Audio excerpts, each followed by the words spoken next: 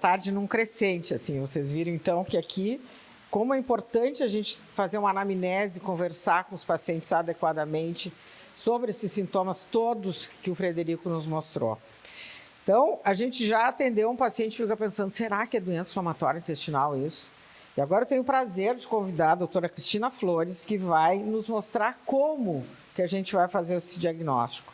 Doutora Cristina, em primeiro lugar, é gaúcha, porque a gente tem que trazer o povo com a gente, porque a gente não vem sozinho.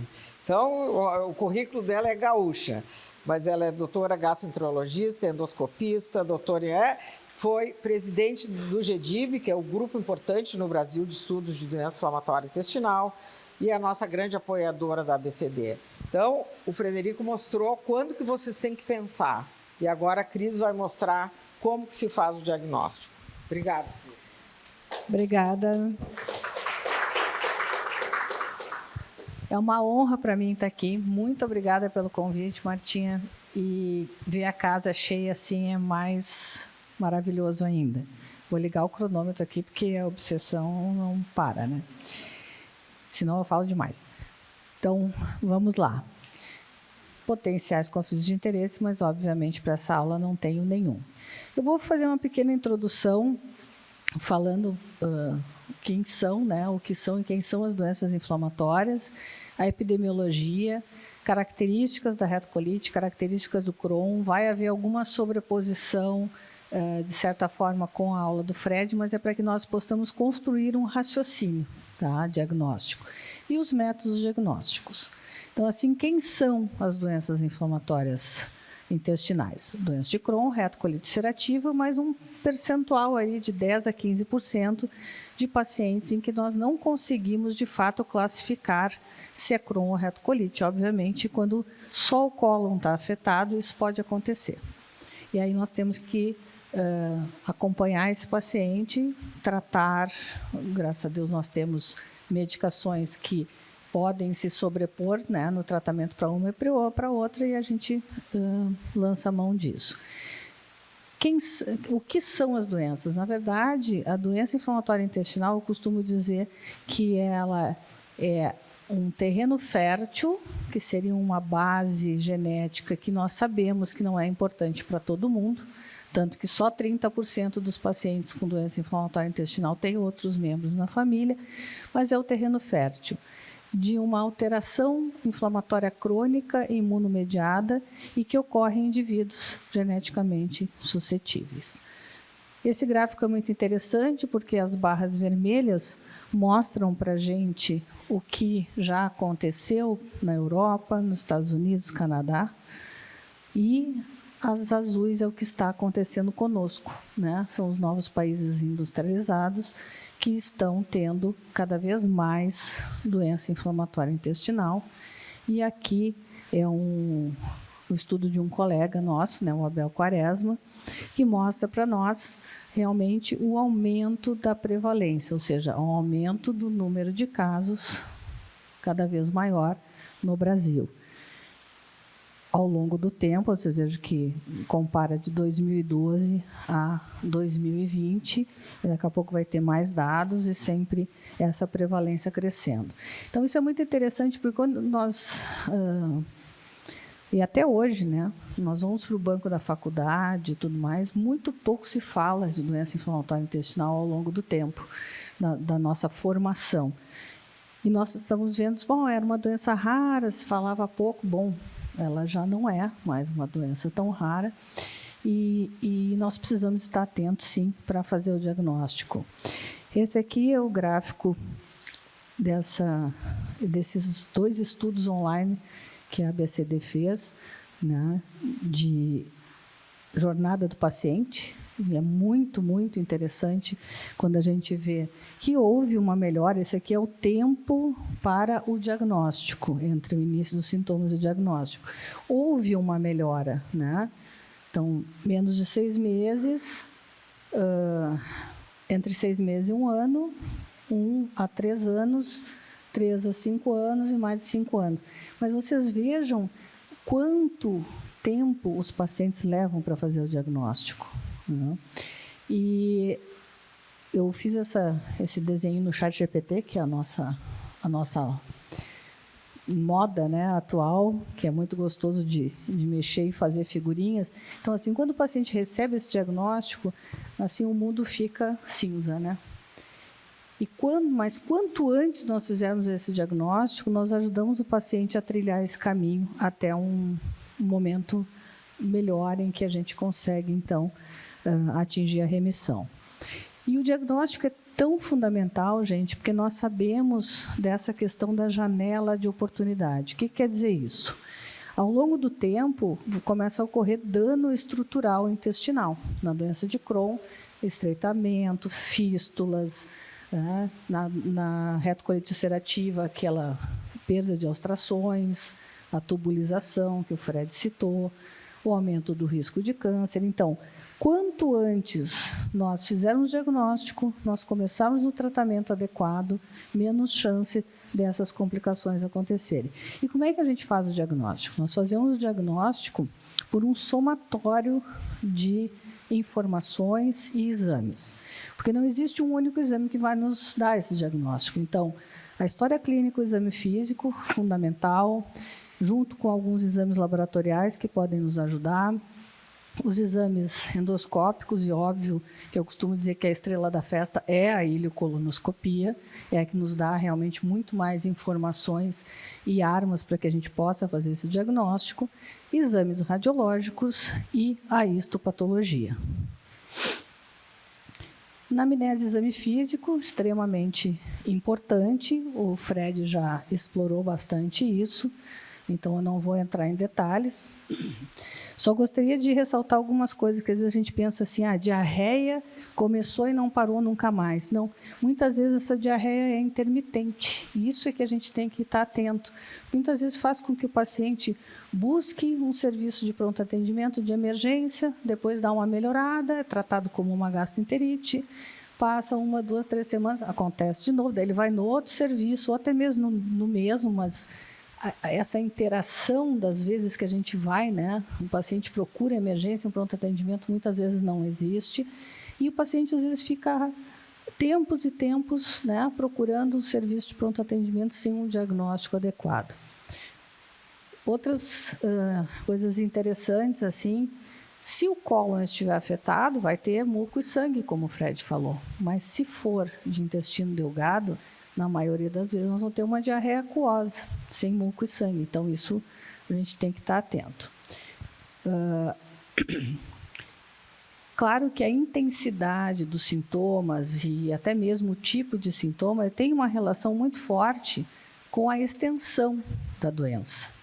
Então, se for só o reto, o paciente vai ter muito sintoma, mas vai ser assim, um sintoma mais de sangramento, às vezes de dificuldade de evacuar, enquanto se ele tiver uma colite extensa, ele vai ter mais diarreia com muco, pus e sangue.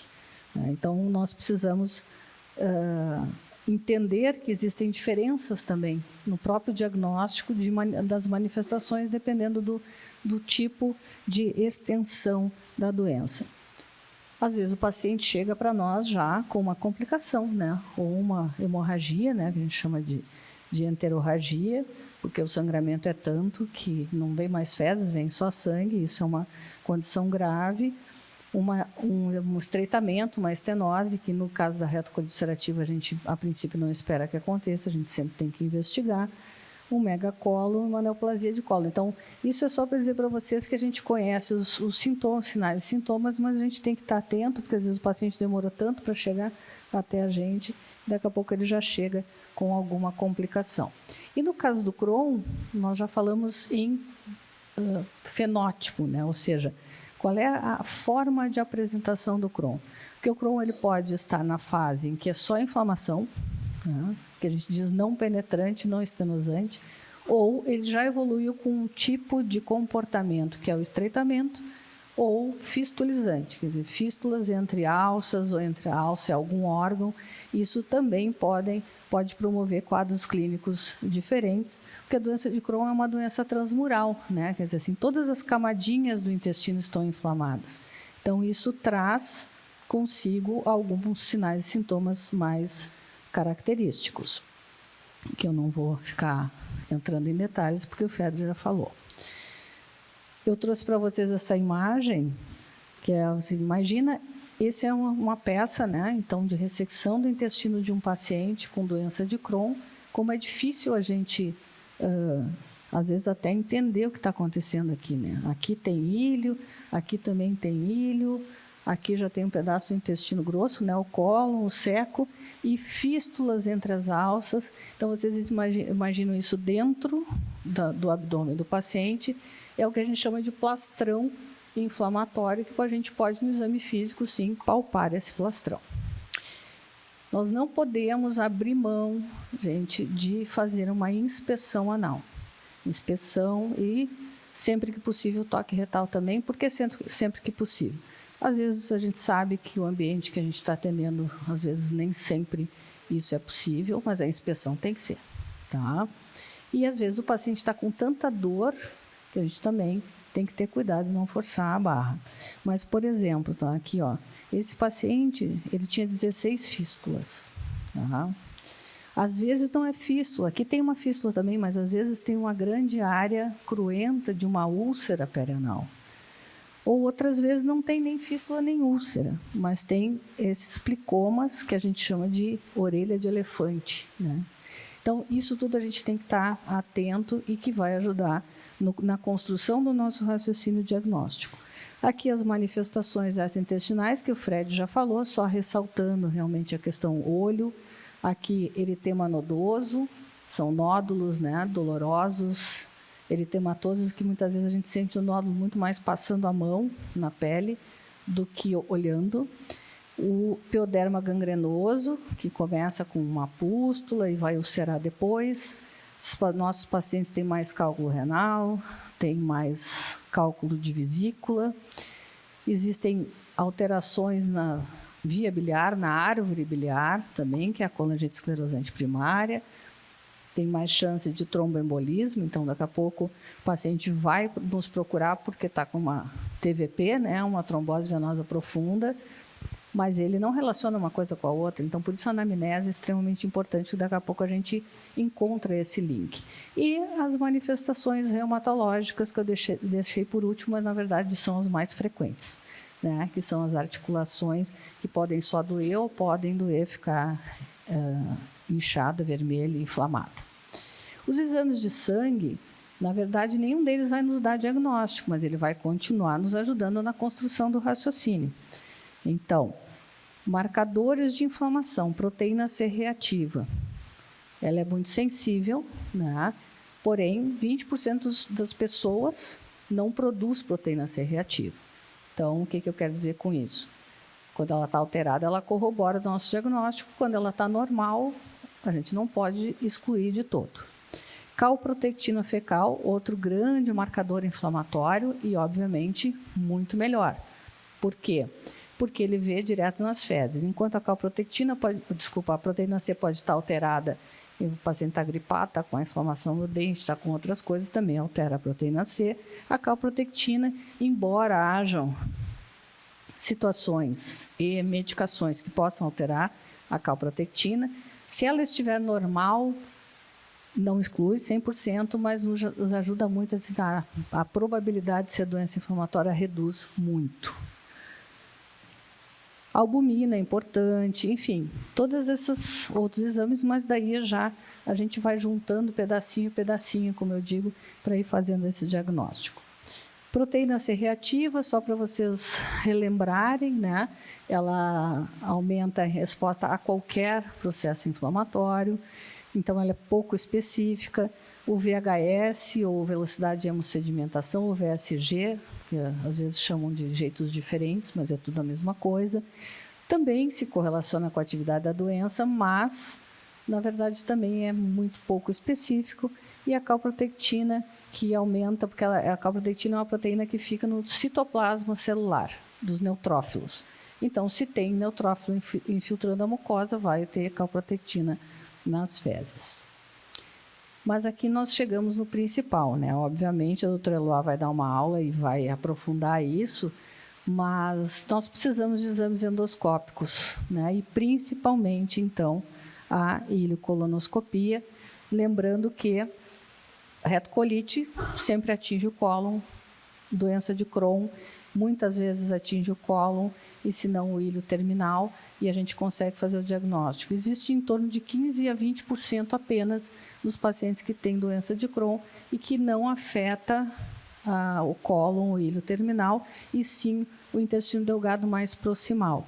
E aí a gente, obviamente, se a suspeita continua e está muito elevada, a gente tem que ir adiante no nosso raciocínio e na nossa elaboração de diagnóstico. Então, existem nitidamente alterações inflamatórias, nós coletamos as biópsias e as biópsias também não vão nos dar certeza absoluta, mas é uma peça importante para excluir outras doenças e mostrar que realmente aquilo é um processo inflamatório. Nós podemos lançar mão da cápsula endoscópica, só nós temos que ter algum cuidado em relação à doença de Crohn estenosante, né? Por isso que, na maioria das vezes, embora hoje, se a gente vai pegar o guideline de cápsula endoscópica, ele vai dizer assim, se o paciente não tem sintoma de suboclusão, não precisa fazer nenhum exame de imagem antes de fazer a cápsula. Eu, particularmente, acho muito temeroso isso. Eu acho que a gente precisa, sim, fazer um exame de imagem antes, porque o paciente pode ter uma doença de Crohn estenosante, de intestino delgado, e não ser tão sintomático ainda, ou mais do que isso. Ele já se adaptou, né? O paciente começa a cortar alimentos. Ele começa a cortar, não como mais milho, não como mais bagaço de fruta, não como isso, não como aquilo, porque sabe que fica distendido, tem dor. Então, às vezes, ele já chega dizendo assim, não tem um problema de distensão abdominal, ou não sei o quê, porque ele já se adaptou, ele já cortou as medicações, os alimentos. Então, a gente tem que ter muito cuidado com isso. Eu, particularmente, jamais peço uma cápsula sem antes fazer um exame de imagem. Tem um outro lado da moeda, né? Que é o lado da gente exagerar no diagnóstico. A gente tem que ter muito cuidado com isso também, porque é muito comum fazermos uma cápsula e encontrar algumas erosõezinhas, umas úlcerazinhas, alguma coisa, que são achados, às vezes, pouco específicos, né? E que a gente tem que cuidar também para não fazer superdiagnóstico. Por isso que a gente tem que ir construindo, juntando pecinha por pecinha. Muitas vezes a gente tem que lançar a mão da enteroscopia. A enteroscopia, a vantagem dela é que a gente consegue ir até o ponto onde um exame de imagem detectou alteração. E, principalmente na doença inflamatória, na doença de Crohn, isolada de intestino delgado, a gente tem que ter muito cuidado, porque os diagnósticos diferenciais com linfoma, com tuberculose e outras coisas, a gente precisa ir lá olhar e coletar biópsias, ter o tecido, né, para examinar. E isso a cápsula não nos proporciona, e a enteroscopia, sim. Vocês vejam que hoje nós temos aqui a ressonância, a tomografia, em que o paciente tomando uma água com manitol, uma água com PEG, né, com Movilax, que distende bem o intestino delgado, a gente consegue ter um exame bacana, porque aí a gente consegue ver a parede espessada, a gente consegue ver que existe um realce, né, a mucosa fica mais branquinha. Conseguimos ver também aqui esses vasos engurgitados ao redor, sinais inflamatórios importantes que corroboram muito no nosso raciocínio. Aqui já uma estenose, né, dilatação do intestino montante. Então, como eu disse a vocês, não existe um único exame que vai nos dar o diagnóstico, mas a gente vai realmente somando informações do quadro clínico. E aí é o momento em que o paciente consegue, tendo um diagnóstico, por mais impactado que ele fique num primeiro momento, é a chance que realmente ele tem de começar a tratar e enxergar a vida mais ensolarada novamente. Muito obrigada.